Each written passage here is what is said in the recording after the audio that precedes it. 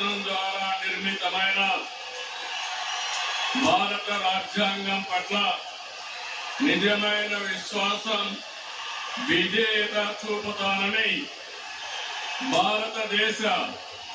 సార్వభౌమాధికారాన్ని సమగ్రతను కాపాడుతానని ఆంధ్రప్రదేశ్ రాష్ట్ర ముఖ్యమంత్రిగా నా కర్తవ్యాలను శ్రద్ధతో అంతఃకరణ శుద్ధితో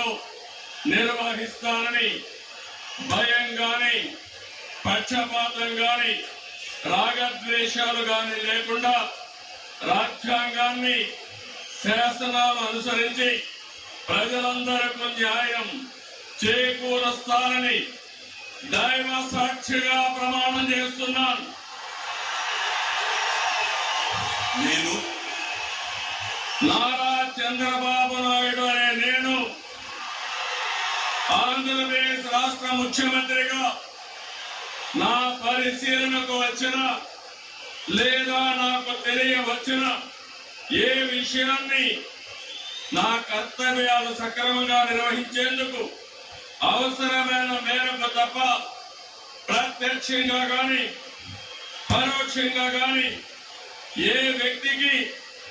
లేదా వ్యక్తులకు తెలియపరచని లేదా వెల్లడించని దైవ సాక్షిగా ప్రమాణం చేస్తున్నాను.